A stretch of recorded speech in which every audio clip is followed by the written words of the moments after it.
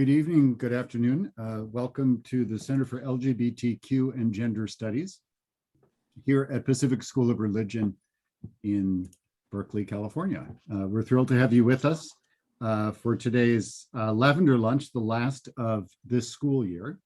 And the title of it is Queering and Transcending Trans and Non-Binary Seminarian Leaders for Social Justice with our Trans Seminarian Leadership Cohort.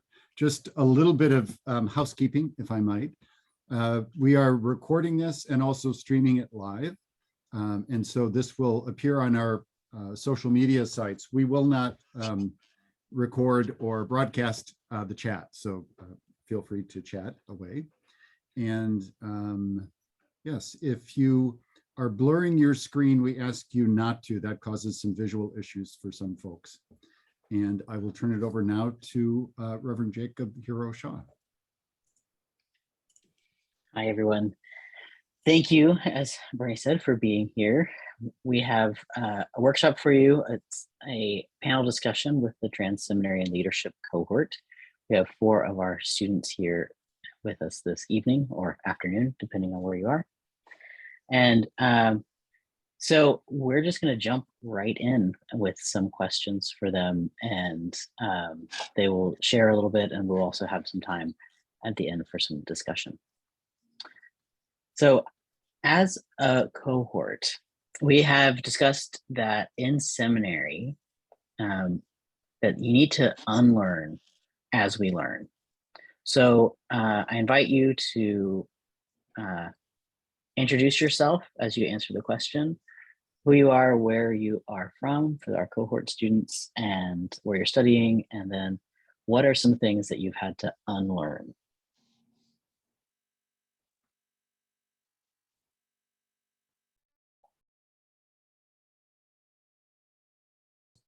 I'll jump in first. My name is Meg Mercury. My pronouns are they, them, theirs. I live in Minneapolis, Minnesota, and I am studying, I'm getting an MA in religion and theology at United Theological Seminary of the Twin Cities. A lot of what I've had to unlearn during my seminary journey so far has been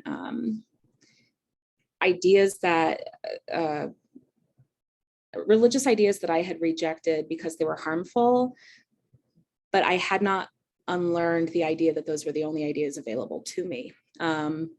And so creating space for more life-giving narratives and creating space for religious and theological dialogue that honors all of who I am as a person and all of the people that I have come to know and love.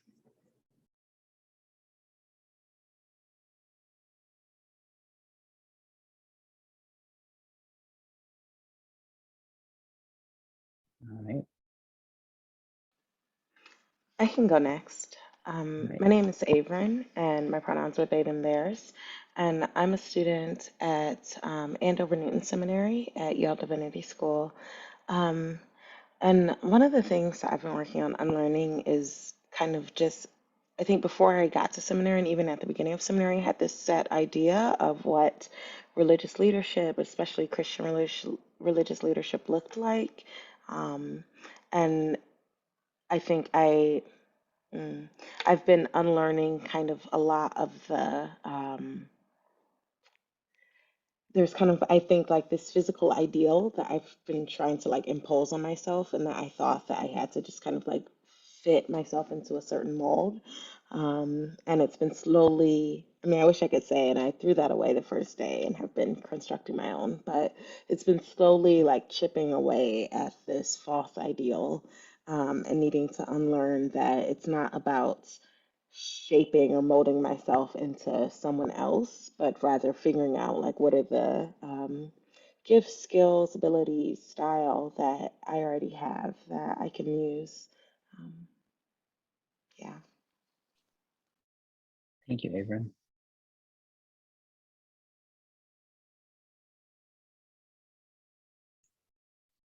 I'll go next.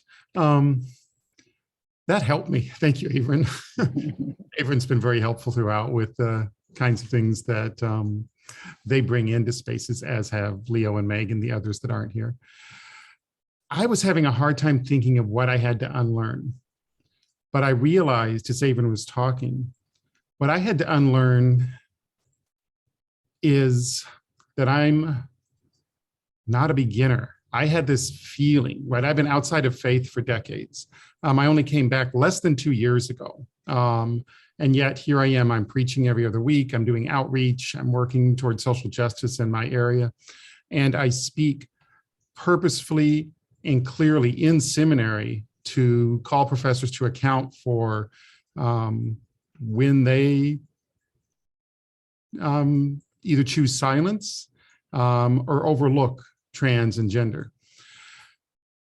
And what I realized from a comment by a pastor that worked with us for a while was I've been in faith training for decades. I was a public school teacher. I spoke daily to kids about purpose, about growth. I made sermons, right? I didn't call them sermons then. I learned how to listen and to pay attention to those around me. And I didn't think in terms of Christianity. My faith development came in the loving hands of atheists and agnostics and broadly spiritual people who taught me love and taught me community. And those are all things that I carry into every place that I am now. So there we go.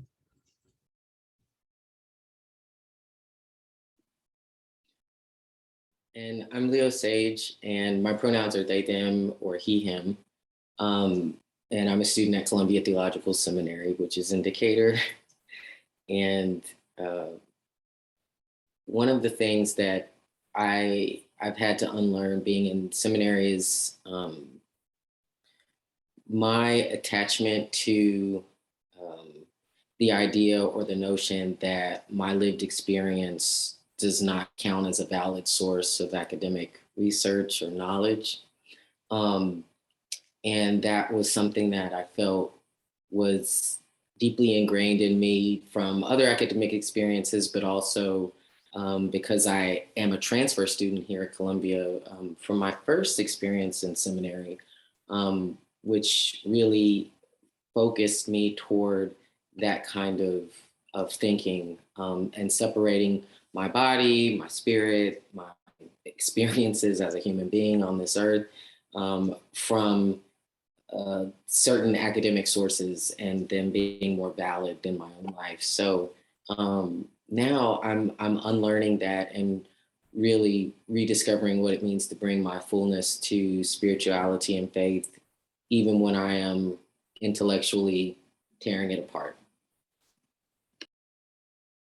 Thank you for that.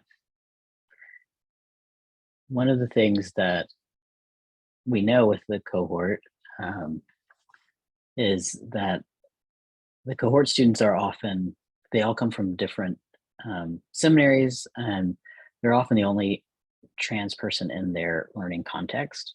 And sometimes the only trans person that the people in their classes have ever even met or considered that trans folks even exist. So our next question is, what unique gifts do trans folks offer in religious and spiritual leadership? I think I can try to take a stab at this one.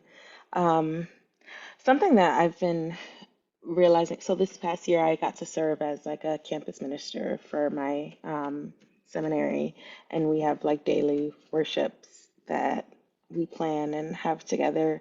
And something I've noticed that like a unique gift I have being trans and queer is that I'm not unaccustomed to saying things that are unpopular opinions or being stared at or saying something that might be perceived as radical or political. And so because I think I'm familiar or prepared with doing that in other spaces, bringing that into religious or spiritual spaces was not a big stretch for me. Where I've noticed with some of my colleagues and classmates, it's a lot bigger maybe stretch for some people, or some people are wondering like, how would I approach bringing up a political topic? Like, what does that even have to do with our spiritual lives? Where I feel like I'm maybe ready to make statements that people are like, well, that's too bold. You can't say things like, God's trans. Like for me, like it's things that I mean, I might say things just off the cuff that might be like theologically mind blowing to others. But for me, it's like, oh no, it's just another Wednesday. Like I'm used to offending people before my coffee, so it's like things like that where one of the few times where I'm like, you know what, I'm okay having thick skin. Like I'm actually used to having thick skin when it comes of talking about certain topics. So I think in needing to stand up in front of a community and speak my truth, especially when that truth is um, different or seen as controversial or seen as political or seen as dynamic or even like really important, I think I'm just ready. I don't know. Thank you. Do any of the other students want to answer that one? Yeah, I think, I've had kind of an unusual experience at my seminary. There are a lot of queer people at my seminary. And a lot of them are transgender and are non-binary. And so I'm very much not alone in my seminary journey, which is such a gift and such a privilege that many of the trans people and many of the trans seminarians I know don't have. But because of that, I get to watch this sort of play out in multiplicity. And I see it in the cohort space that we share too, which is trans people have a unique capacity for joy. I think it's born out of some of the burdens that we have also had to carry in our culture. But we really have such a unique capacity for joy, and bringing that into a leadership space allows us to hold human complexity in, I think, a very unique way. And so it really, I don't know, it gives us a little something extra that that I don't always see in everyone else, but I see it in us, and I'm grateful for it, and I'm grateful that I get to keep witnessing it.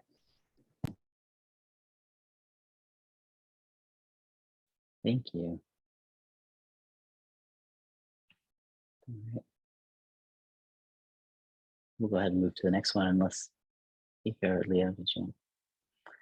All right, so what role models have you found in spiritual leaders, and how did you find them?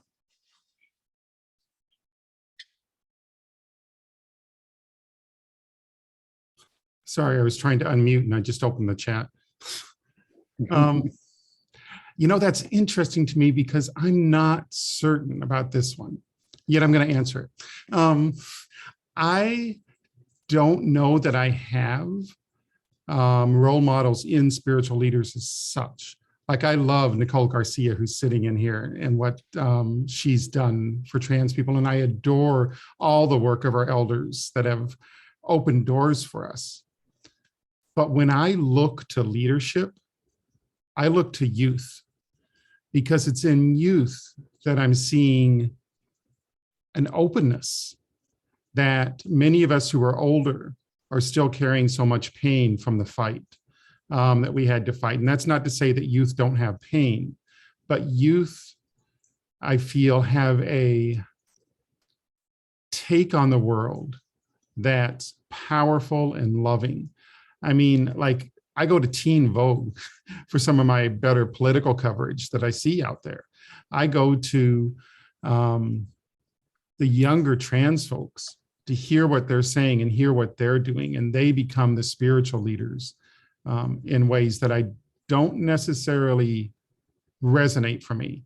And I'm cautious about the way I'm saying this, because I don't want to sound like I'm dismissive of people my age and older, because I'm not, but it's really in the youth. And shout out to Reverend Nicole Garcia, who is a cohort alum and also was on the faculty of the cohort. So it's always nice to have her with us. All right, anyone else want to weigh in on role models? All right. Yeah. So for me, there have been so many different role models in terms of spiritual and religious leadership. Some are ancestors that I commune with on a regular basis, like Audre Lorde and Howard Thurman and Thich Nhat Hanh and Louise Hay. And then, of course, you know,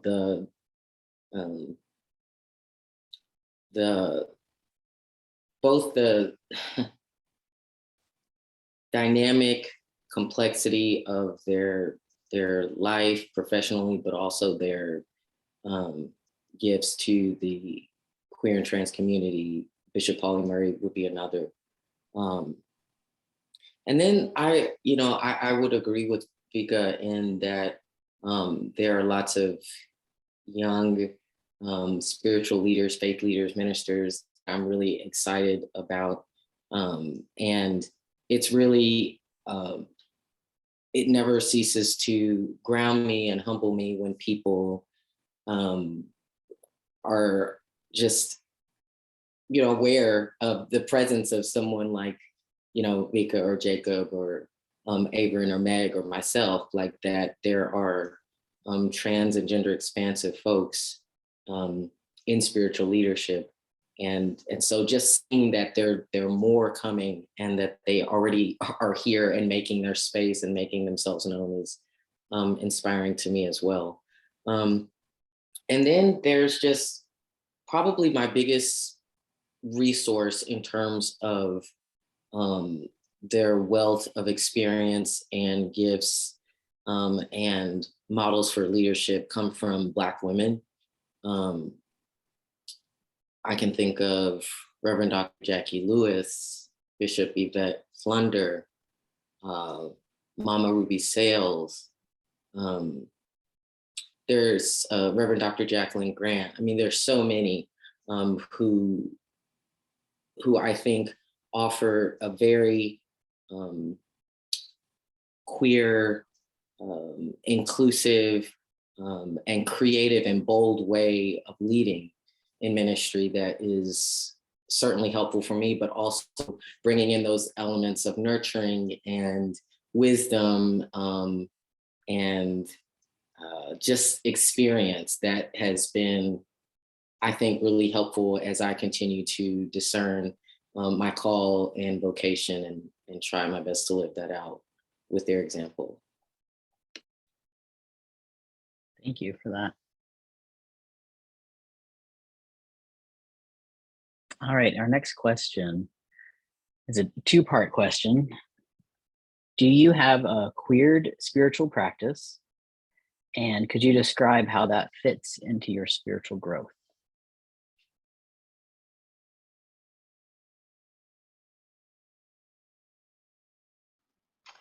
Meg, do you want to go? Okay. Like listening to other folks in the cohort talk and thinking about this one, I wasn't going to plan on answering this question, but Vika and others made me think about how like just queering the idea of spiritual practice and like being encouraged to do that and like things that I do. So I guess answering the other question as well about role models, like a lot of times when I think like, oh man, I really need to get some inspiration, or I have like a spiritual dilemma or something, or I'm just feeling kind of in a funk and need to connect with something, I feel like the sources I go to first are like super queer. Like I go online and look at Instagram and I look like I'm not like looking like, let me talk to my advisor or let me like consult the library. It's like, no, let me see like what are other queer millennials saying, doing, thinking about, struggling with. Um, and so it's kind of weird because I think if someone at seminary asked me like, what are your spiritual practices? Like scrolling through my like Instagram and things is kind of hard to bring up in those conversations. But a lot of times, like it is those, for me at least, it has been finding, and I guess that's just like, that's a very non-binary experience, I guess, of finding inspiration, connection, meaning through unexpected things or through unconventional lanes or avenues, because that's what folks have to use, because historically and even now, people aren't allowed in the libraries or in the places where traditionally we're making knowledge, I guess. And so I love, I guess, finding power through that, especially I'm that student where if I can quote a tweet in my paper, I'm here for that type of like 21st century, like living into how we do academics now. But I love that power because it also kind of what Leo was saying, like I'm thinking of like Black women, but also like trans folks and queer folks who have just a lot of times been excluded from knowledge making and knowledge keeping. Um, it gives me a lot of joy and meaning to be able to find inspiration and connection through unconventional sources, I guess. So I just thought I'd share that. That's awesome, Averin. I totally included screenshots of an Instagram DM conversation in one of my papers one time. So I'm like with you there. I was going to say that I don't think there are any spiritual practices that are not inherently queer. I don't think that you can be spiritual and exclude queerness from that. What's not queer about multisensory experiences connecting to the divine? What is not queer about pageantry or ritual? Like for me, regardless of the tradition that you're in, there is something sort of inherently queer about connecting to the divine. And so, I mean, my own personal practices involve a lot of time in nature and being in community with people and sharing meals together. Those are kind of how I grow spiritually, always in community. And again, what could be queerer? So yeah, that's been my experience and my observation is that even people who think they are engaging in spiritual practices that somehow are not queer, I'm like, well, wait till you read more about the history of that, friends, because hate to break it to you. But we've always been here and we've always been shaping these experiences for our broader communities. I think queer people are often our spiritual leaders.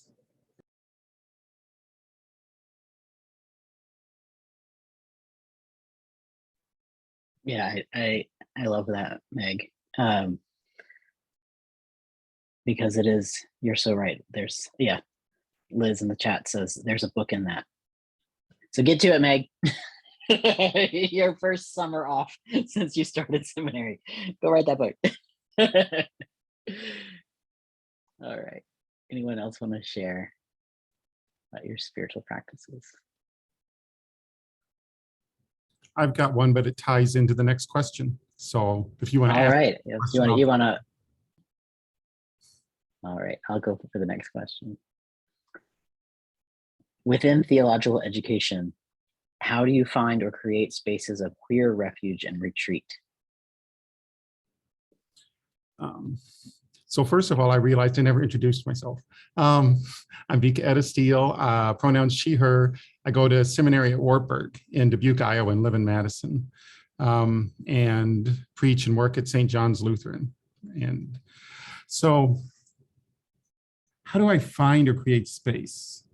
And I guess for me, this ties exactly into the spiritual practice I do, because I needed to be able to step out of the ways people expect things to be done. When I started seminary, I couldn't pray. I only knew prayer as a weapon because I'd only heard it that way for so long. And I cringed whenever people prayed. And so really, even before I started seminary, I started recreating prayer for myself. Instead of beseeching God, instead of thanking God, I thought of prayer as communication and started listening. And my prayers that I started queerly as a TikTok ministry were all about listening. What do you hear when you're out, hearing the wind or trucks driving by, or when you feel the words of God in the soil as decay turns to growth? How do you notice God in your life when you're sipping coffee and the steam is coming up into your mouth? What places is that? And where is the prayer in each one of those moments? And as I started feeling and believing and understanding that, I could catch it when I was struggling with a professor's insistence on gender binaries in God that are always he, him, and I was frustrated. And I could walk outside and just feel a different truth from the rustling of the leaves of the tricolor birch that's across the street.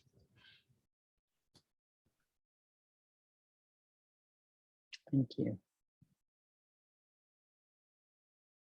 Anyone else want to speak to how within theological education, how do you find or create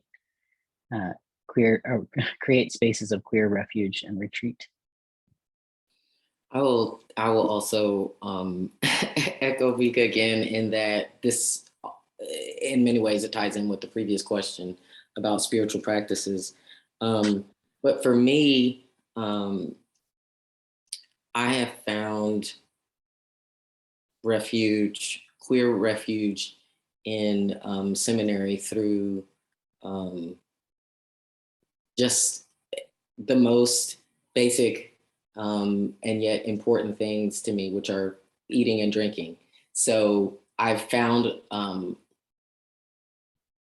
just a reinvention, I guess, in my mind of what communion looks like through happy hour, brunch, karaoke. You know, I get together with queer folks here at Columbia and find ways to, you know, connect and do our best not to talk about seminary, and to try to just really be present with one another. And in that, I feel the living presence of Christ.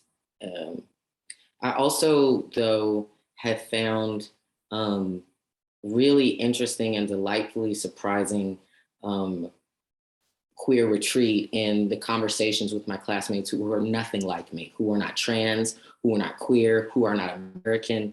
It is that, to me, those moments where we have conversations in the library or after a class, maybe where we were in different points, arguing different points theologically, or just hearing about each other's lived experiences and sitting in the messiness of what it means to have like deep human connection.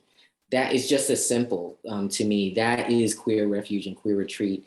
And in the diversity and the differences of our experiences, I also experience the expansiveness of creation and what it means to kind of exist as queer people, even with my colleagues, again, who don't identify or are not part of the LGBTQ community.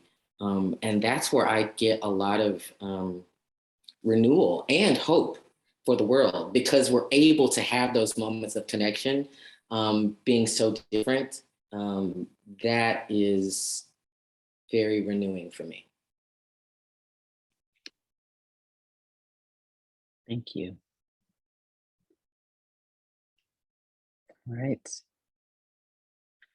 So all of our students are somehow in formal education, which means that they're operating within some sort of institutional framework. So the next question is, what does an institutional win look like these days?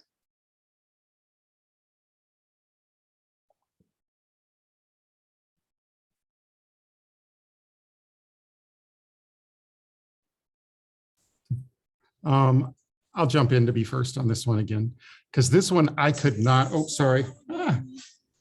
That's my dog's medicine reminder.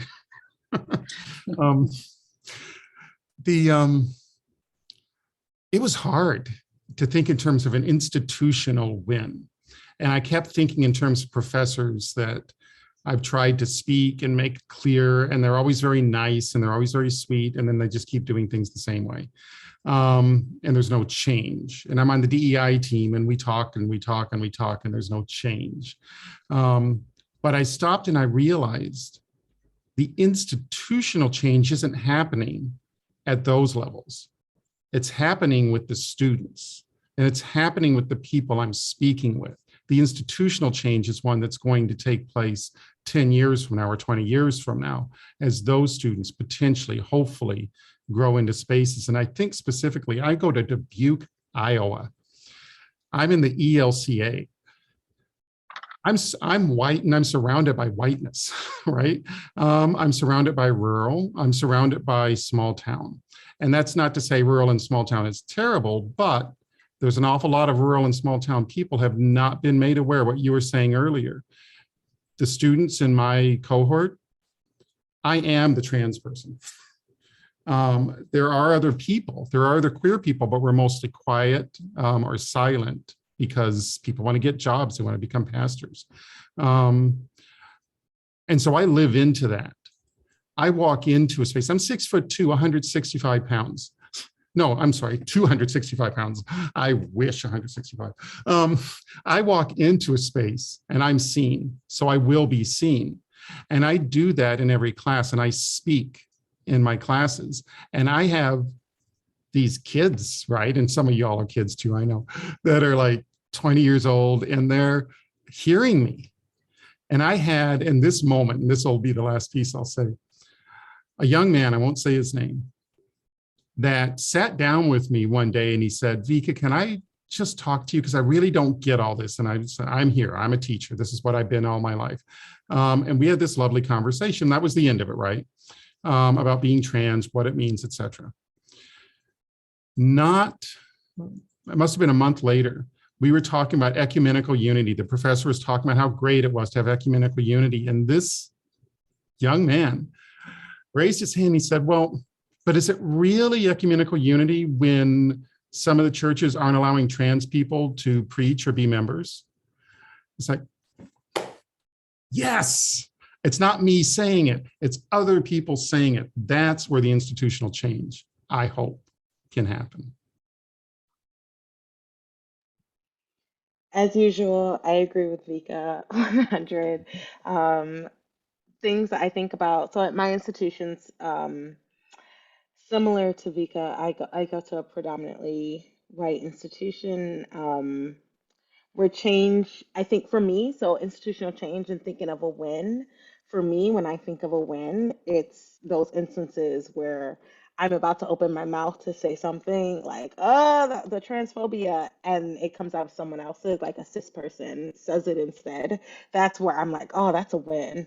And my institution is so similar, we've kind of gotten on the bandwagon of DEI and wanting to be inclusive and things like that. So for me, the win and the change institutionally doesn't come when students. So students like me, like not complained. What do you call it? I spoke up enough so that we could acknowledge and honor like Trans Day of Remembrance and Trans Day of Visibility at our school. And so the change necessarily for me isn't just the powers that be saying, yeah, sure, Averin, you can do this thing if you want. Like, yeah, do whatever you want. For me, the change is those moments when students do something and we see the deans show up, or we see students that are outside of the normal group of like, there's like the 4 queer kids and then like our other 6 allies who are also our friends and roommates. Like, so when I see more people than that core group where I was expecting to come, the people who would be at my house anyway, like when it's more people than that, that's where I'm like, oh, snap, this is changing. Or, oh, Dr. So-and-so is here, and Reverend so-and-so, and Dean so-and-so. Like, look how many people are here and actually coming, not because they have to, but because they're interested or curious or want to show support. Those are the things that I'm most excited about, or those are the things that I'm journaling about first, or texting my friends about first, and calling them wins, more than when we get kind of like an email or another announcement about DEI initiatives or things. I'm going to say something brief just to like, yes, to all of what Vika and Averin just said. But I'm at a conference on theology and disability this week. And I heard something today that just like rocked me to my core because it was exactly right. And they were talking about inclusion for disabled people in theological spaces. And someone in the room said that inclusion is not about doing the right thing for that one person who's finally getting included. It is not for their sake that we do that. It is for the community and the way that the community is enriched when everyone who has been excluded is finally able to be part of the conversation, when the table is big enough for all of us. And so when I think about institutional wins, I think about the table getting a lot bigger. And I think about the people within the institution who have always had a place there, finally recognizing what they have been missing out on all along, whatever that looks like. All right, I have to add, because what you all have said is so good.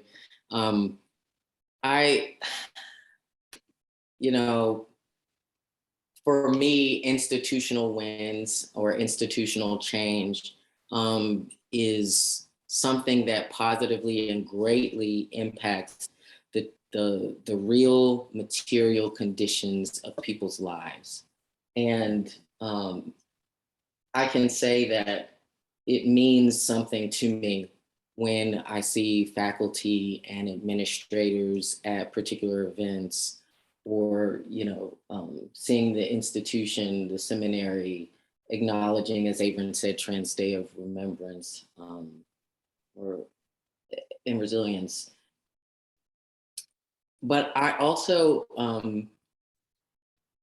while that means something, I see the win again as something that is going to materially impact and change my life and the lives of other trans folks for the better. So that actually for me looks like, while the presence means something, it's actually backing it up with actions. And something that I have seen in the two theological spaces, theological education spaces that I've been in, are task forces and institutional statements of affirmation. And I'm about tired of that. I'm about tired of it on the broader level, like when it just comes to life on earth, but also just the way that those things become replacements for actual change. So when I think about institutional wins, I think about seeing more people that are trans and queer in leadership in my institution. There are not any. Seeing those folks that are at academic institutions that are, based in theology, if they're in those positions, then being promoted, right? Increasing salaries, like tangible changes and impacts to their lives.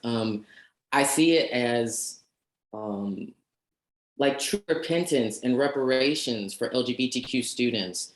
I was a part of curating a service for an alumna of Columbia, a trans woman who was denied her degree, was not able to graduate, and was denied ordination in the denomination. And we were able to host her and have a service during Pride in honor of her, but not just in honor of her, not just in honor of Reverend Connie, but also to recognize the harm that had been done to her by some individuals who are still on staff here at this seminary today, right? And some who have passed on or have moved on. And so for me, that was an institutional win to be able to bring her in, to have her preach in a space where she was denied, to be able to exercise her voice, to have her serve communion alongside faculty, to have her be paid, again, the basic things from the seminary's budget and on and on. That to me is what institutional wins look like for me, because I know that these are institutions and these are entities that are capable of great change. And so I'm no longer willing to accept bread and crumbs of bread from these institutions. And I guess to sum it up, I think for me, institutional change and institutional wins, not just of theological institutions, but all institutions, it looks like acknowledging and dismantling and then abolishing white supremacy, because we have to understand that these are all intersected. The transphobia and the queerphobia, the elitism of academic education, the class privilege that happens within academia and so forth. We have to understand they're all connected. And so to me, that is what is at its core, right? Is once we are dismantling and abolishing white supremacy, we're dismantling and abolishing transphobia and sexism and queerphobia and so on and so forth. So I guess that's my response. And I want to continue to see faculty, administrators, folks showing up, but I also want to press institutions of theological learning to do more and to really put actions behind their words. That was incredible. Thank you so much for that. And it sets us up really well for our next question, which is, how do you overcome the hurdles of the cis heteropatriarchy monster? And I want the term cis heteropatriarchy monster to be in everyone's vocabulary from now on.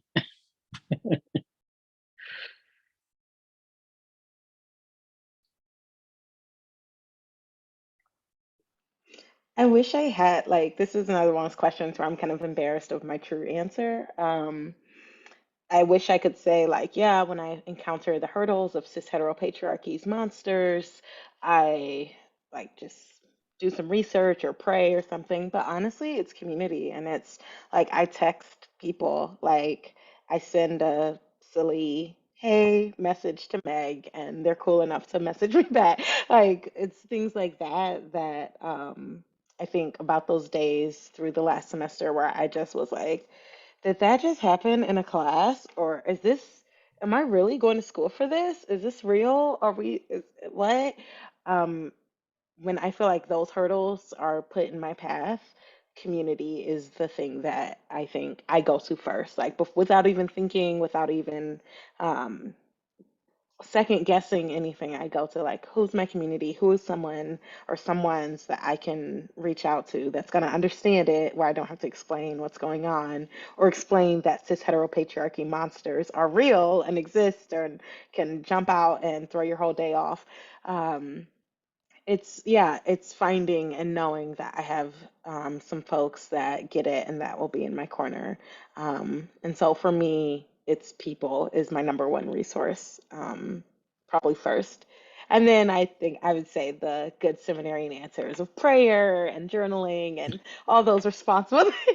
But I grab my phone and I text people first is my real answer.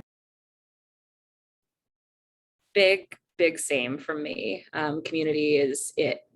I mean, doing any of this alone, I think, would just be impossible. But I also think the way you phrased the question, Jacob, was really interesting about how we overcome the hurdles. I didn't sign up for a hurdle race. I don't run and I really don't jump. So, like, that is just not what I'm here for. And so a lot of the time I find ways to step around it instead of trying to jump over it. Like, just because they set a hurdle in front of me doesn't mean I'm obligated to jump it. That's not my skill set and it is not what I'm here for. So yeah, I rely on my community. But I also rely on, I think trans people, in addition to our capacity for joy, we are really good at thinking outside the box and finding different ways through the world. We've had to. And so I get creative and I find another way to get where I'm going if they throw something in front of me. Oh, I have to follow up on that. It's just amazing. I just love this group, every one of us in this space. I feel honored to be here. But that idea of just going around it where we can. And I know I have privilege because I'm older and I have a certain income coming in that allows me to live. I can't afford to live where I live for very long, but I have enough for now. And so one of the things I realized is when there are gates in the way that I can't get through and I don't want to stress myself and I don't need to do those hurdles because I don't run or jump either. Those gates are in a vast field and all I have to do is walk in the field a little bit and find a different place to where I need to be. And it's not simple, and it's not easy, and it's not the way it should be. But I don't have any expectation. Walking into seminary, I had zero expectation of a job coming out. I'm not going to get called as a pastor. My white men in my seminary are going to get called as pastors. The white women are going to find it harder. The queer people are going to find it harder. The non-passing trans folks, it's not going to happen. And so I have to find my own way. And that gives me power because I don't have to listen to the bullshit when a professor is doing something that is wrong, and I can call them on it, and I can speak, and I don't need their letter of recommendation. So these are things I can do because of my privilege, and my privilege in being white in this case, right? And so then I can start trying to use that privilege, and I need to use that privilege where I can. But no, we need to find our ways around those hurdles because we don't need to be the ponies. Jacob, I want to make sure I got is it cis heteronormative patriarchy? What's the term? Cis heteropatriarchy monster. Cis heteropatriarchy monster. To be honest, I don't have an answer to how I overcome that. But what I can say in response is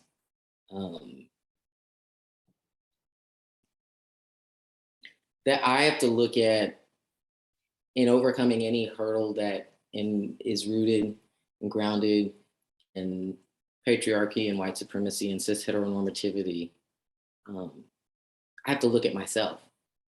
The monster can be inside. And to kind of pull on Audre Lorde and bell hooks, that to me is the most critical monster that, if you will, that needs to be dealt with. The transformation that I want to see has to be internalized.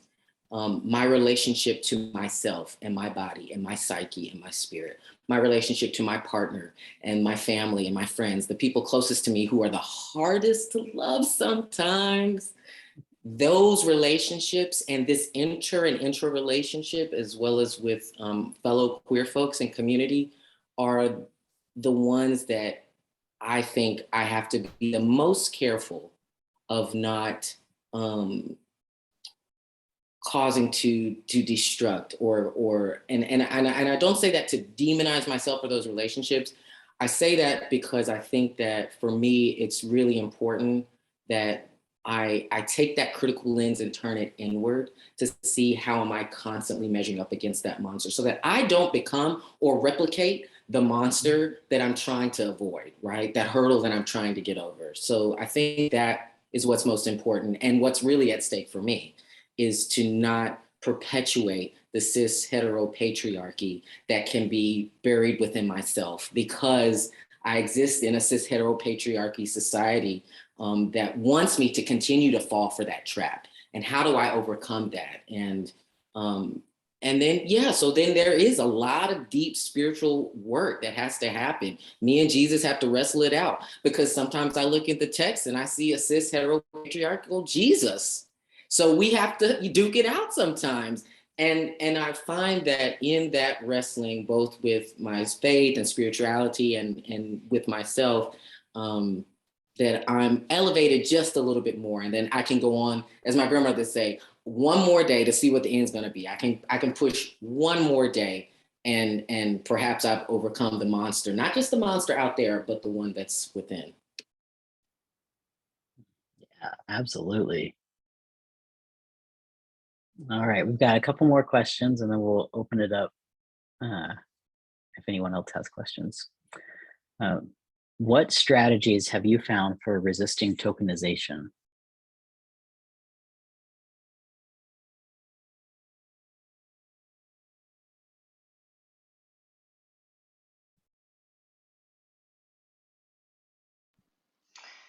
I guess I can go.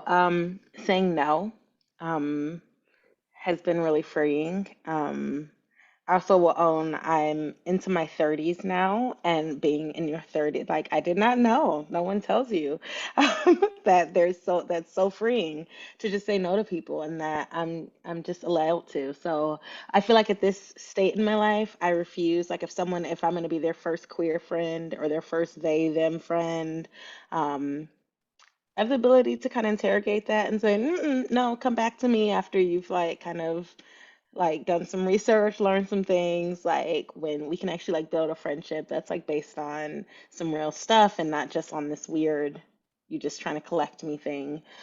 Similar the tokenization that comes from like faculty or staff and like, oh, hey, Averin, I was wondering if you could write up a statement for our website about transnet, like something that they want you to do that's extra labor for free, being able to recognize and be like, no, that sounds like a job. And no, actually, no, I'm not going to.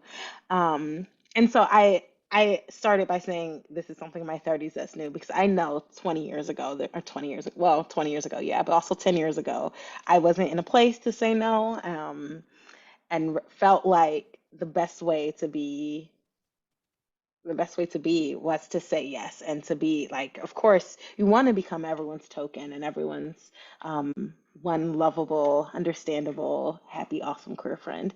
But now recognizing, no, for free, no, I don't need that. And so setting, I guess, boundaries and recognizing my boundaries and being able to enforce them when necessary is something that came back in full force when starting up seminary.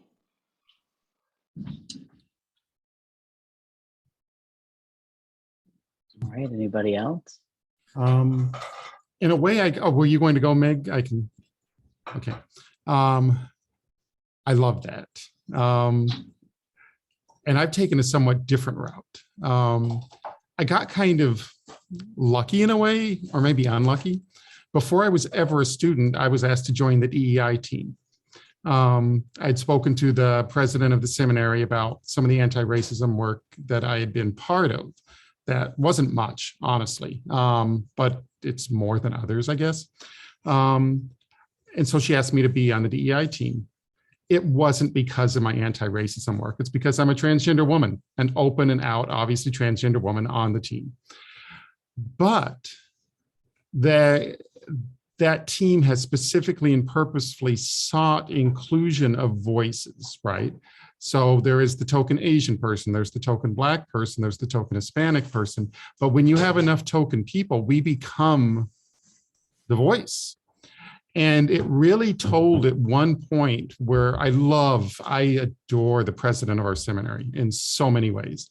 But at one point, I felt like she was getting frustrated because all of us who were either BIPOC or queer weren't going along and were questioning and pushing back. And our voices were heard. And the way that Wartburg started looking at things like hiring, there's actually an effort now to start saying, how do we change our rules so that the rules don't drive over people? Because we are white. I mean, we're very white in our faculty. We're very cishet in the way we appear in our faculty. So I've resisted tokenization by being the obviously queer transgender person who speaks.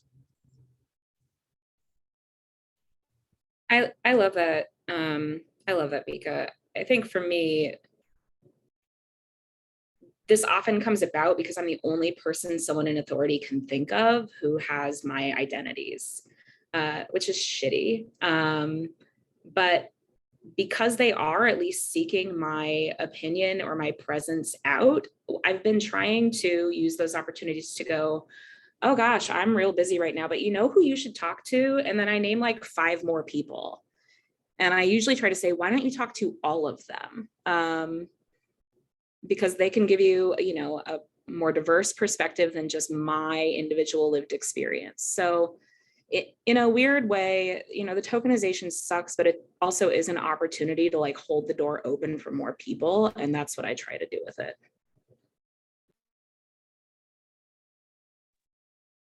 Thank you for that. All right. Our last question is, you know that we hear a lot in the media about how obsessed folks are with how trans people go to the bathroom. But beyond bathrooms and access to bathrooms and the ability to get to pee whenever we need to, what are we really asking for now beyond that?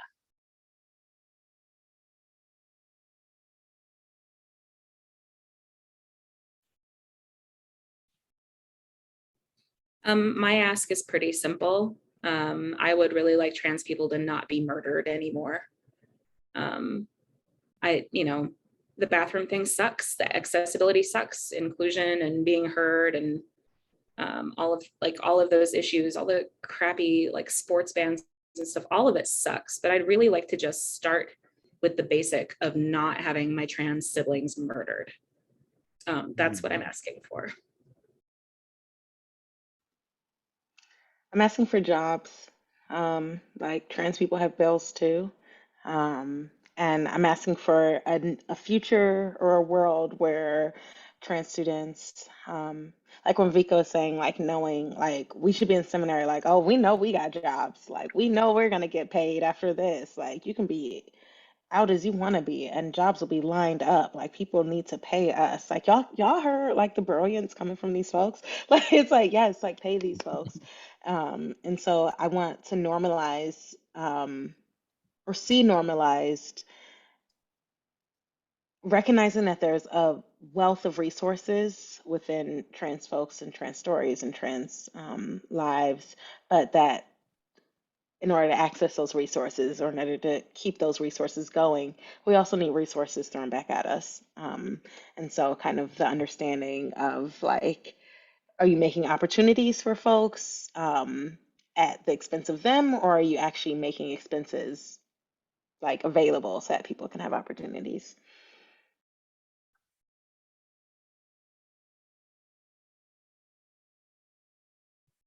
Hey, And I guess I'll just add one last piece to that, because I think everything that both Meg and Averin said there is absolutely true.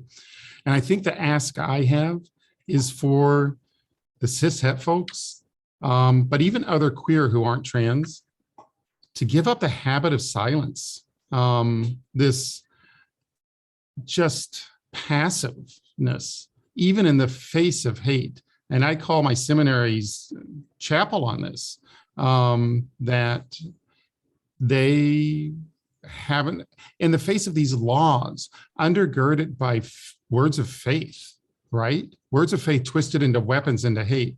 Our chapel isn't speaking daily to how we need to be different, and isn't talking daily about anti-racism work that we must be doing, and isn't getting active in the community. There's silence, and we need to give up that habit and that sin.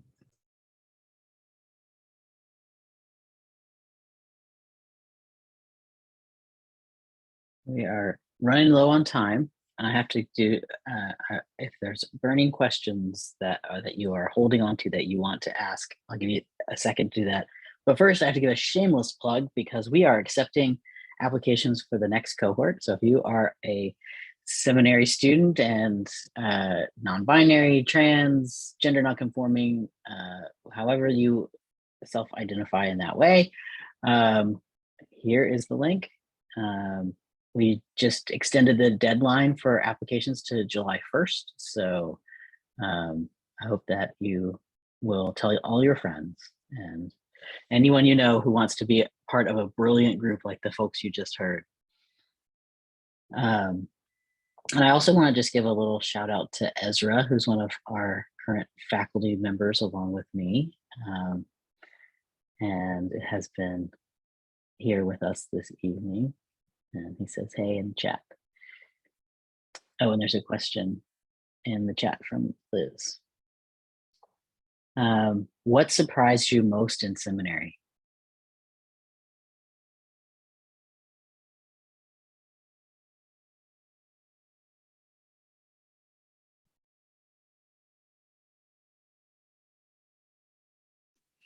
I'll take a stab at that. Thank you for the question, Liz. What has surprised me most in seminary, it no longer surprises me, but it did, was the ways in which the institutions of higher learning and theology are microcosms of the church, and sometimes in the good ways, in the building the fellowship in the community, but mostly in the not so good ways, where I'm like, I thought we were at seminary. I thought we want to change the world and change the church and be better. That's something that has surprised me, but I see it as an opportunity to continue to push and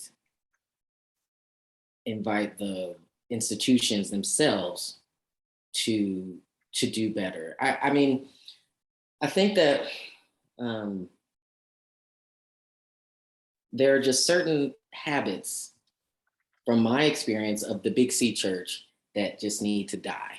So when I see them in seminary and I'm like, wait, we're practicing this out now, so we're just gonna keep doing this. I want to see seminary be that place that challenges back against some of those norms and things of the church. For example, not paying, and this is not one in particular institution, well, maybe, but not paying folks for CPE or their field or contextual education. Having spaces that seem to kind of repeat patterns and habits that can be exclusionary when we're trying to work this out in a more inclusive way. So that is something that has surprised me. And I think that there's so much potential for theological institutions to not repeat the things that may not be so life-giving or even healthy for us.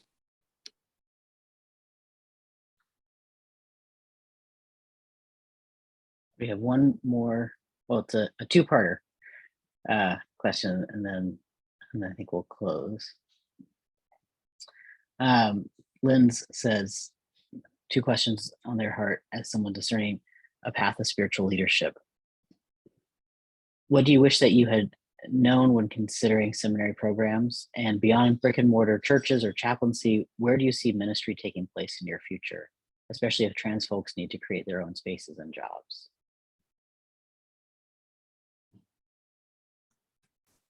I see Averin put a good answer to part of that into the chat, which is similar to what I would say.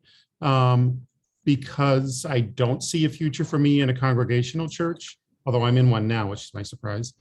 I am very active in learning community activism and fundraising so that I can get out there and call people together. And I start doing that in seminary. I'm not waiting until the end.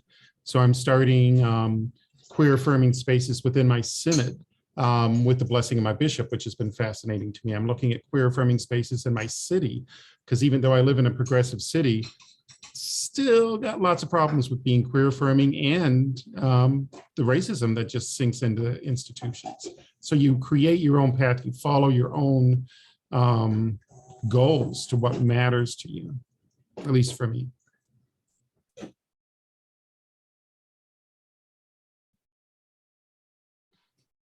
I mentioned earlier that I've had a surprisingly very positive experience in my seminary, especially in terms of queer and trans inclusion.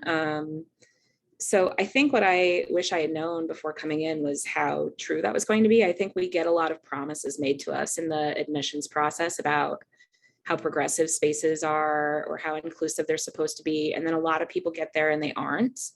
And I kind of knew that going in. And so I walked into my seminary with a little bit of a closed attitude and some defensiveness and also not a Christian in a Christian institution and just all this kind of baggage about how people were going to receive me. And I guess I wish I had known in advance that it really was not going to be the way I was afraid it was going to be, because I think I would have come in with a more open attitude to my learning process sooner. And I would have gotten that much more out of this journey. So.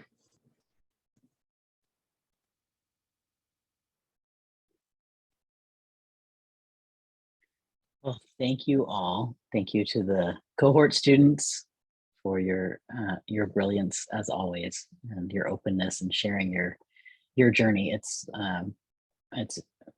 beautiful and sacred and very queer in the ways that communicating with the divine is.